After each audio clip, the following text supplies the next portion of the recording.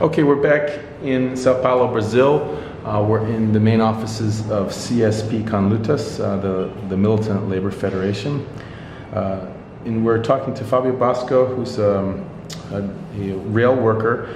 And we're going to start talking about some of the broader issues in Brazil. Many workers in the United States will be interested in what's going on here from a worker's perspective. Can we start with just some basic stuff? Many people don't know some of the basic things about Brazil. About how many people live here and what are some of the main industries in Brazil?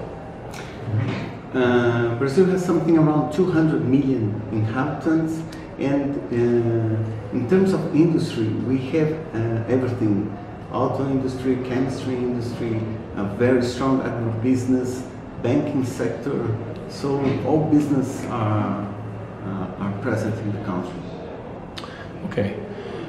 There's a deep history for over 500 years, certainly, and then even before that for the native peoples. But can you talk a little bit about the recent history with the struggle against military dictatorships, and also the relationship between the workers' movements and the fight for democratic rights in Brazil?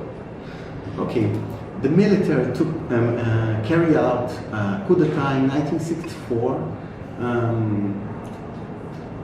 And the resistance against them was carried out first by heroes, guerrilla groups that tried to overthrow the dictator. Unfortunately, they could not, because they were just groups separated from the mass movement that were trying to fight back. The army and the police, so many of them were killed, many of them went into exile. But in 1976-77, the student movement took the streets, fighting for democratic rights, for amnesty. And in 1978, the workers' movement took action. That was very important. And that was certainly the beginning of the end of the military dictatorship. The reason for the strike was essentially for wages. The oil price stopped what they call the Brazilian miracle in 1973, and so inflation was getting much higher. And so this strike in São Bernardo do Campo, near São Paulo, of the Scania workers played a very important role, and it was followed by many strikes. And so the military dictatorship started to die in those days. It really finished in the big campaign for democratic elections for the presidency in 1984, a huge wave of mobilizations. So that was the end of the military dictatorship. Something important happened in the end, which was the formation of new workers' organizations. One was a political party, the Workers' Party, and the other one was the Labor Federation, CUT, which is even now the largest one we have in Brazil. In those days, labor federations were outlawed, but even so, the militant new unionism that started in Brazil built the CUT. Could you go a little bit further into that, so that much of what work is confusing to us in the United States and around the world about what's going on in Brazil comes from this period. So for instance, the political parties that are currently in power formed out of this moment. So could you take a little bit from the early to mid 80s about the formation of these parties and then their development over the last few decades? Well, the Workers' Party, when it started, it was an independent Workers' Party. They had a revolutionary wing, which was a minority, and it put together the new labor movement, the student movement, and there was a very strong role of the progressive wing of the Catholic Church, people inspired by liberation theology. All these people together, they built the Workers' Party. But the Workers' Party, the stronger it got, the more conservative it became. And so, at the time when it was elected for the presidency of Brazil in 2002, it was already a very reformist party with connections, with links with big business in Brazil. So, for big business, the Workers' Party did not represent any threat when it was elected for the presidency of Brazil.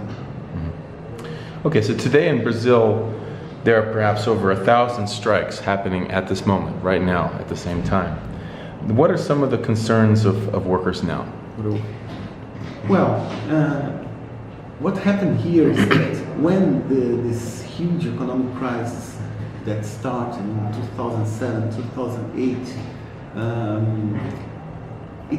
it had consequences here in Brazil in 2009, but they were not so deep.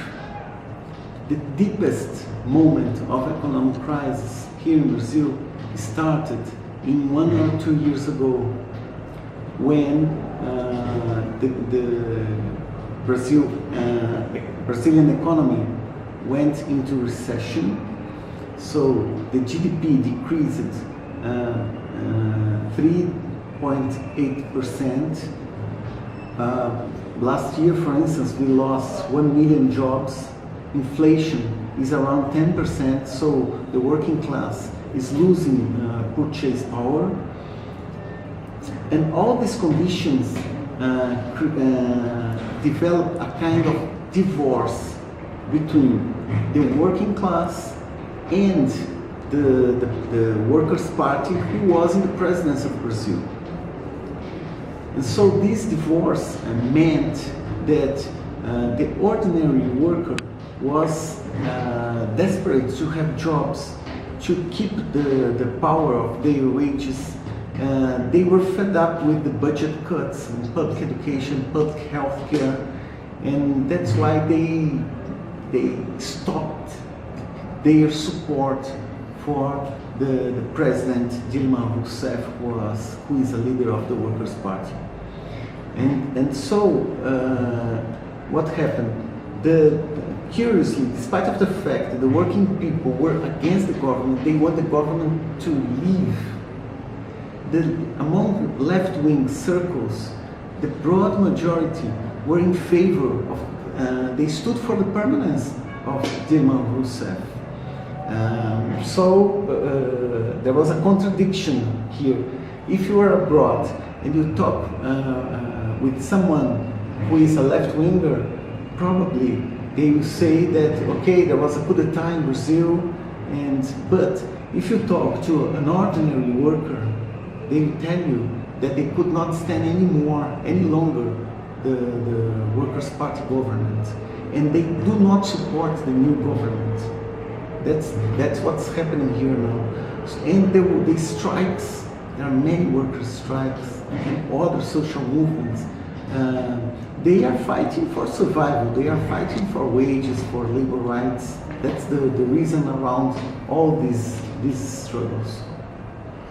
Okay, you are a longtime member of a communist organization. Can you briefly tell workers in the United States about your group and its international affiliation? What are some of the struggles your group has been able to participate in and lead? Okay, I am a member of Unified Socialist Workers' Party. It's a Brazilian organization linked to an international organization called International Workers' League.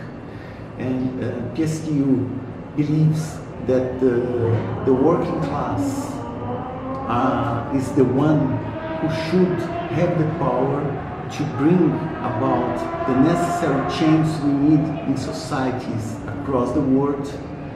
And in order to fight for workers' power, it's necessary to organize the working class with workers' democracy and also with an internationalist approach. I think we believe these are the tools necessary for the working class to learn from their experience, from their struggle, and finally understand that the only real solution is when the workers take power and put away the big business that only benefits from the efforts of the working people. Okay, would you like to say anything to workers in the United States and North America? The history of the struggles, labor struggles in the US inspired all of us across the world. Many of the dates where we take the streets like May 1st, March 8th are days that are linked to struggles that happen in the United States. So we believe that the unity between the US working class, the Brazilian working class, and the working class across the world is the only possibility to offer a solution for the workers internationally. So my message is, okay, let's get together and let's change the world. Right on. Thank you so much. Thank you for speaking to the workers in the United States.